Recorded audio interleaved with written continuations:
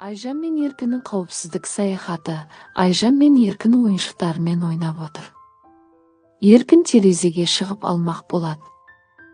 Еркін, абайла. Терезеге шығуға болмайды, құлап кетуің мүмкін. Дұрыс айтасың, Айжан. Балалар, есте сақтаңдар, терезе қауіпті ойнауға емес, желдетуге арналған. Еркін қолына сіріңке тауып алады. Мынаны жағып көрсем бе екен? Жоқ, бұл өте қауіпті. Өрт шығуы мүмкін. Балалар, от тек үлкендердің бақылауымен ғана қолданылуы керек. Өрт қауіпті екенін ұмытпаңдар. Айжан мен Еркін жаяу жүргіншілер өткеліне келеді.